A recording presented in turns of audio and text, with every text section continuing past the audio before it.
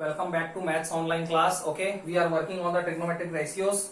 You can see some of the more questions are there, and we have to solve it one by one. So directly we are coming to the question part. What is the question number first? Read the question carefully. There are A and B part. Both I am going to solve for you because it is the little different category questions. All the other things are same. You can see here. X is equal to 30. 30 is what the angle, value of angle. So 30 degree. X is equal to 30 degree. That we have to fill. So we have to prove that this left hand side it is equal to the right hand side. What is the question? X is equal to 30 degree given to me, and after that one A and B question is given to me, and what I have to do, I have to prove that left hand side it is going to be equal with the right hand side. No need to worry at all. Same thing I will do whatever I were doing. No extra change. Okay, question को समझ लिया. अब अपने को ये question में लिख नहीं रहा हूं, directly we are going to solve here. That you can see A part tan 2x का मीनिंग हुआ 2 में x का इंटू करें मतलब 2 into 30 degree. Very nice. What is equal to 2 tan x. Both the part I have to solve together. यहाँ पे question बहुत छोटा है तो डायरेक्टली अपन कर सकते हैं. अगर बहुत लेंथी क्वेश्चन हो तो आप लेफ्ट और राइट अलग अलग सेपरेट आउट कर सकते हैं. 2 tan x means 2 tan 30 upon degree है सब 1 minus tan square x, tan square 30. By chance you have to just remember कि ये सारी चीजें डिग्रीज में होती हैं. By chance if I am not putting this particular degree, still also you should remember it that it is a angle. Right now I have filled the thing. Only I have to go for the solution. tan 2 into 30 60 degree is equal to 2 tan 30. अब देखो values में fill up करना start कर देता हूं. 2 tan 30, tan 30 की value होती है 1 upon root 3, 1 upon root 3 upon 1 minus tan square 30. अच्छा, tan 30 का स्क्वायर, tan 30 क्या होता है? Again already I have filled root 3. tan 30 1 upon root 3 और इसका square. Things are clear? Yes. tan 60. अब इधर लेफ्ट हैंड साइड में tan 60 मतलब tan 60 की वैल्यू होती है रूट 3. इससे ये बात पता चल जाती है कि अब ये तो एक्स्ट्रा कोई सॉल्व करने का है ही नहीं. मीन्स अपने को ये रूट 3 इधर आ चुका है लेफ्ट हैंड साइड में, मतलब ये भी रूट 3 ही आएगा. राइट हैंड साइड अपने को सॉल्व करके बताना है, रूट 3 आएगा. So see here 2 upon root 3 upon this will give me 1 minus 1 upon root 3 का स्क्वायर मीन्स 1 अपॉन 3. अब इसको सॉल्व कर लेंगे. इधर root 3 2 upon root 3 upon what is the common LCM. Okay, तो कॉमन एलसीएम हो जाएगा यहाँ पे 3. तो यहाँ पे 1 3 जा तो 3 1 जा 3 माइनस, इसको आप समझ सकते हैं, no problem. Meaning is that ये लेफ्ट राइट हैंड पार्ट में यहाँ पे अलग से सॉल्व कर रहा हूं. 2 अपॉन रूट 3 अपॉन 3 माइनस 1 हो गया 2 अपॉन 3.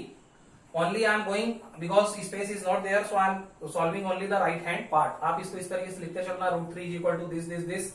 अब right now see this is 2 upon root 3. Yes, जैसे मैं इंटू करता हूं ये डिनोमिनेटर में जो फ्रैक्शन है उसको लेते हैं तो ये हो जाएगा 3 अपॉन 2. 2 से 2 कैंसिल होता है. Is it okay? Yes. Right now see what I am getting 3 upon root 3.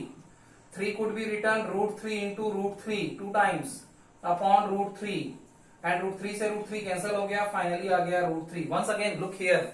यहां से अपन ने समझ गए ये एलसीएम सॉल्व कर लिया मैंने. 3 माइनस 1 2 अपॉन 3. इसको रेसिप्रोकल में ले गए 2 अपॉन 3 रेसिप्रोकल में 3 अपॉन 2 सॉल्व किया 3 अपॉन रूट 3. फाइनली मेरे को मिल रहा है 3 upon root 3. You can see here 3 को मैं लिख सकता हूं रूट 3 इंटू रूट 3 2 टाइम्स. ठीक है, 1 root 3 it is going to be cancelled from the numerator and denominator part.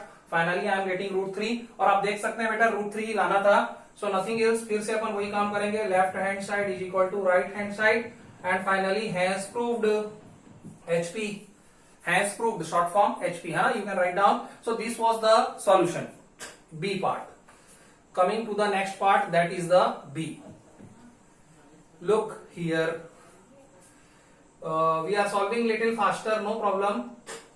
B वाला पार्ट को देखो बेटा. B वाले पार्ट के लिए भी x की वैल्यू 30 डिग्री है तो यहाँ sin 30 हो गया is equal to root under root 1 minus cos 2x. 1 minus cos 2x मतलब 2 इंटू 30.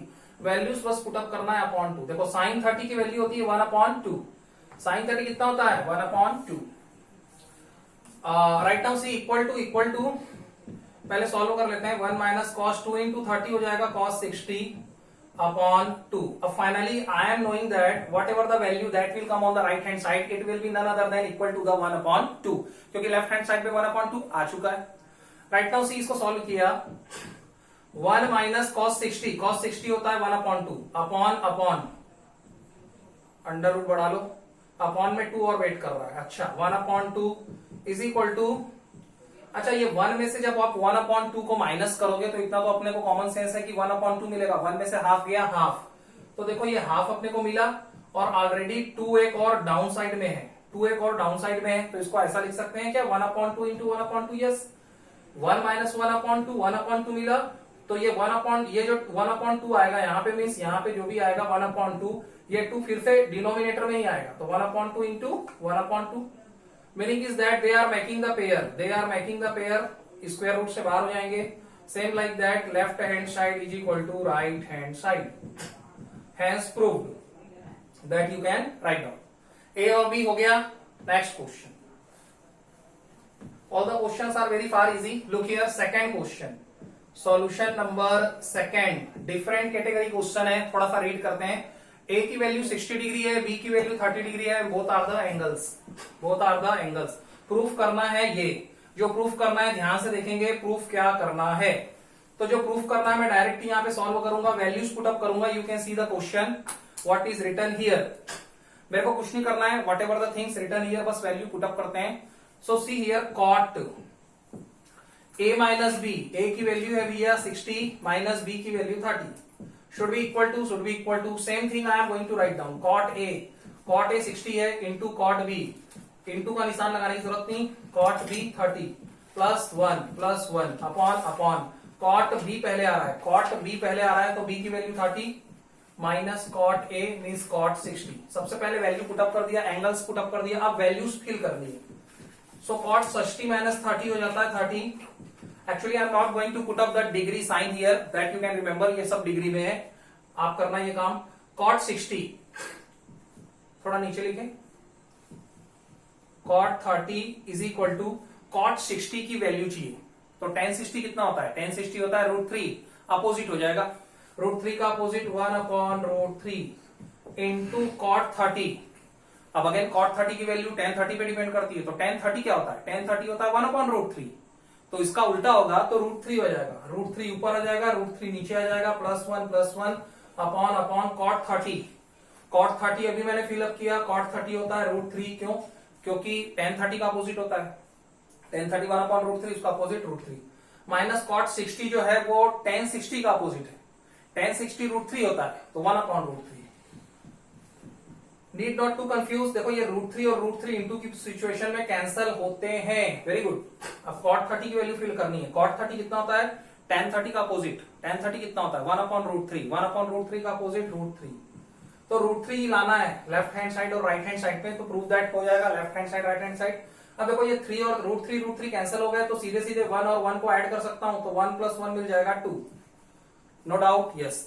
नीचे देखते हैं, तो नीचे ये एलसीएम वाला काम होगा, अच्छा इस केस में मैं आपको एक ट्रिक भी बताने वाला हूं, इस चीज को ध्यान से देखना बेटा, √3 माइनस 1/√3, आपको इसको कभी भी सॉल्व करना पड़े तो एक बढ़िया सा ट्रिक है अपने पास, वो ट्रिक ये बोलता है कि क्रॉस में मल्टीप्लाई कर दो, तो √3 को √3 से मल्टीप्लाई करूंगा तो 3 मिल जाएगा, -1 को 1 से इंटू करूंगा तो 1 मिल जाएगा।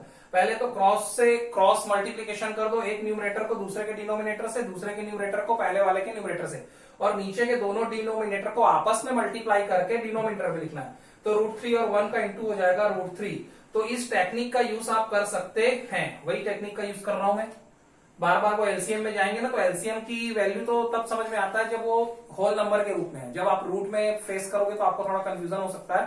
तो देखो क्रॉस में मल्टीप्लाई कर दिया, √3 और √3 का मल्टीप्लाई हो जाएगा, तो 3 मिल गया, 3 बाहर हो गया, -1 को 1 से अपन इंटू ही करते हैं, तो यहाँ पे 1 मिला, और इतना होने के बाद जो नीचे के डिनोमिनेटर है उसका आपस में मल्टीप्लाई, 1 का √3 से हो गया √3, वेरी इजी। अब इसको सॉल्व करते हैं, √3 हो गया इज इक्वल टू 2 मिला 2, और नीचे मिला 3 में से 1 गया, 2/√3।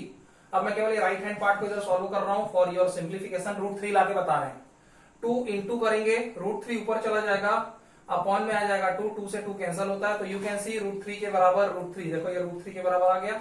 From here you can say left hand side it is equal to the right hand side, meaning is that has proved HP, okay, same thing. Anyhow, you will reach till the answer. Only one question is remained in front of you. Solution number 3rd. and from here only we are going to finish our this particular chapter, trigonometric ratios. In this particular lecture I have solved actually 15, near around 14 to 15 question. Other questions are also still there, that is hidden in your book, that is for you. You solve it. If any doubt will be there, I will again solve it. Okay, right now see solution number 3.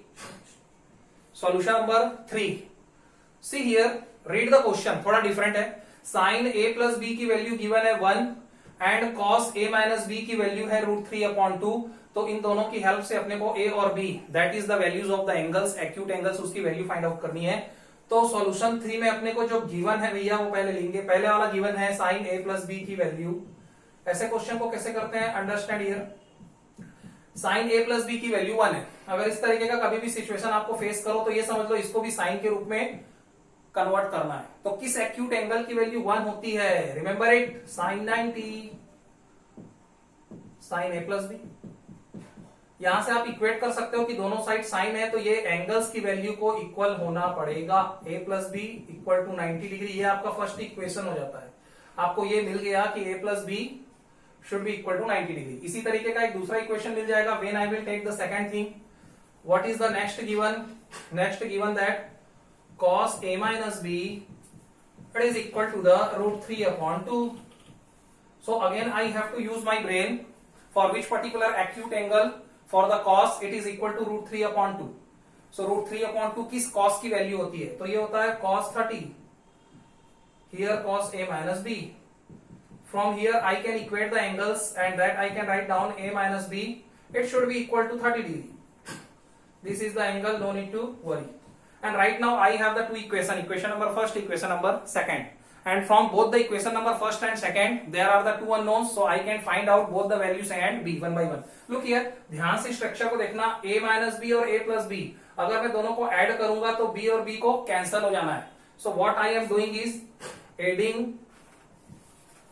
adding equation number 1 and equation number 2, दोनों को अपन ने add कर दिया.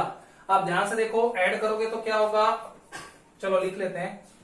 a plus b plus a minus b is equal to, इधर मिल रहा है 90 plus 30, these are degrees, so 120. ठीक है, 90 और 30 क्या होता है 120. जो चीज सॉल्व हो रहा है पहले उसको सॉल्व कर लिया. देख look here, b and minus b these are going to be cancelled. a and a add करेंगे 2a मिला, तो यहां से a की वैल्यू मिलने वाली है, दैट इज इक्वल टू 120/2 और ये डिग्री में आएगा और इसको सॉल्व करेंगे तो आ जाएगा 60. a की वैल्यू जैसी आपको 60 डिग्री मिलती है तो एक आंसर तो यहीं से आ गया. अब राइट नाउ आपको b की वैल्यू फाइंड आउट करनी है, तो इस a की वैल्यू को कोई भी इक्वेशन में, there are the two equations in front of you, so either you will put the values of a in any of the equation, so you will be able to find out the value of b. जैसे कि मैं इस value को put करता हूं equation number 1 में. Put a is equal to 60 on equation number first. तो equation number first को पहले लिखते हैं, a plus b is equal to 90 degree. a की वैल्यू में जैसी 60 पुट करता हूं आप देखेंगे 60 plus b is equal to 90 degree, और यहां से b की वैल्यू फाइंड आउट हो जाएगी, दैट इज 90 माइनस 60, और फाइनली अपने को मिलेगा 30 डिग्री. तो इस तरीके से दोनों आंसर आ गए, a की वैल्यू 60 डिग्री, b की value 30 degree. So that is all about the solution. All the best to you. You practice so many questions. Thank you so much.